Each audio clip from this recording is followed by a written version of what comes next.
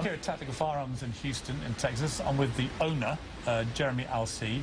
Jeremy, how has business been in this gun store since the Sandy Hook massacre? We've increased our sales 4 to 5 times. We were doing about $1 million a month, and we started doing $1 million a week until we sold out. Right now, it's impossible to get guns and ammunition. This pattern has been seen all over America. Why? Why are people reacting to such an appalling massacre by racing out to buy more guns and ammunition? Well, I can't speak for any other state but Texas. I know that my customers feel that they're going to be banned, and so they feel that they need to go get it now while they still can. What are the most popular selling of the guns? Anything right now with over a 10-round capacity semi-automatic, because that's what the rumor is that they're going to try to ban. Do you think those are the kind of things you should use in self-defense? For self-defense for your home or self-defense of your property? Your home. For your home, I like shotguns just because you don't have to worry about missing and the pistol or rifle round going through sheetrock and killing an innocent loved one in your own house or even a neighbor outside. Here in Texas, you know, sometimes you live on 10, 20 acres. You've got coyotes, pigs, and so a shotgun wouldn't be very effective. Do you believe any guns should be banned? I do not. Why? It's not guns that kill people. This is the case, we need to ban alcohol because alcohol kills more people than guns 20 times over, 50, I don't know the statistics. But do you believe that the more guns there are in America, the safer the country is? In the hands of right people, yes. Yes. You know, if you're going to do anything, I agree that, you know, people that have mental retardation or violent, you know, felons, those people should not have guns. They shouldn't have the right to vote. They shouldn't have any rights, in my opinion. But law-abiding citizens, you should be able to do whatever you want as far as gun purchasing. Okay, well, look, let's fire some of these weapons. What are we going to start with? Start with the JP Enterprises semi-automatic AR-15. Every time you pull the trigger, 1 bullet comes out. And this is a pure, unmodified semi-automatic? It is. So no one's done anything to this, haven't tried to flip it into an automatic? No. It's a bog standard, if you like, AR-15. Right. Which is, to remind the viewers, this is the weapon that's been used in the last 5 mass shootings in America, including Aurora and Sandy Hook. Okay. What is the magazine is how big? How many bullets? This is a 30-round capacity. 30. It's pretty standard. And that's perfectly legal? Yes, it is. Okay. So all this is perfectly legal to any American who's not a felon or has a history of mental illness? Correct. Okay. So, weapon's ready to be charged. Weapon is on safe. Okay. Go ahead and shoulder the weapon. Keep your finger out of the trigger until you're ready to shoot. Finger out of the trigger. Okay, when you get your sights lined up, take it off of safety. And then go ahead and shoot.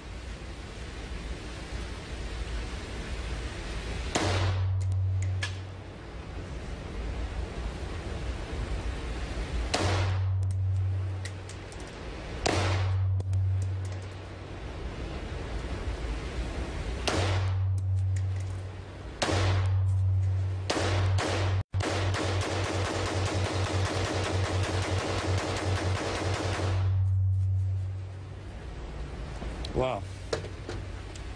That's cyclical rate. Jeremy, come in about so 300 rounds a minute. Once I got the hang of it and began pressing the trigger faster and faster, it was just firing very, very fast. This has a muzzle brake, which stops the rise of the gun, makes it a little bit easier to shoot, makes it a lot louder. Somebody who knows really what they're doing, how many rounds could they fire in, say, a minute with one of these? Well, it only, with reload, you know, maybe 60 rounds or so. 60 rounds a minute. Right. I mean, the cyclical rate's 330 or so rounds a minute, 400 rounds a minute. Sorry? The true cyclical rate, if you had unlimited magazine, then it could shoot about 400 rounds a minute. So somebody like you, if you had... multiple magazines. Yes. How many do you think? In 1 minute? 200 or so.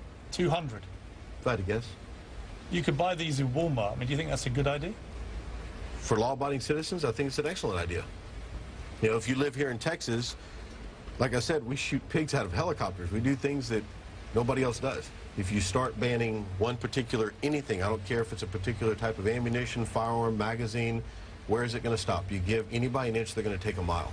And so if you're a law-abiding citizen, there should be no more bans on anything. Now, you have a modified version of the AR-15, which I wouldn't mind seeing next if I could. Okay. So we're actually a firearms manufacturer. These two weapons. I mean, they look identical to me. Right. The difference is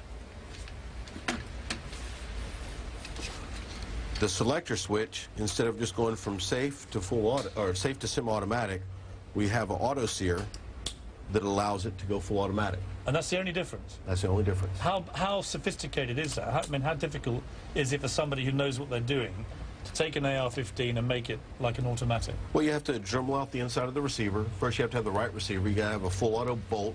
So there's parts and components. You can't just go to Walmart. You can't just go in your backyard and just make it that way. You have to order parts. But the parts can be bought legally? Yes, they can. So you can buy the legal parts and you could convert it yourself, if you know what you're doing? Well, when you say legally, technically you're not supposed to have the parts and the gun together. But you can buy them separately? You can. So if you're a criminal, you know what you're doing? Of course, with the criminal, you can do whatever you want. Okay, let me fire this one. Okay. Let's put it onto automatic mode. Okay. The same Again, thing. a 30-bullet magazine. 30-round magazine. Safety's on.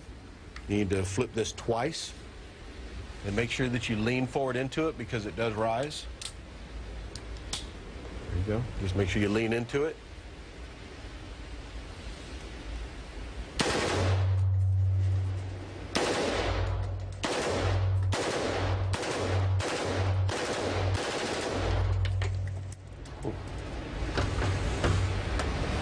I mean, to me, they just feel unbelievably powerful. Right. You can see that you were nowhere near as accurate. You missed the target so many times. No, but it was. I could feel it just rising all the time. Right. So my accuracy was far less than with the previous weapon. But the speed of the bullets, the power, all About of it. twice as fast. And that's why they call this, when you shoot one of these, it's called spray and pray.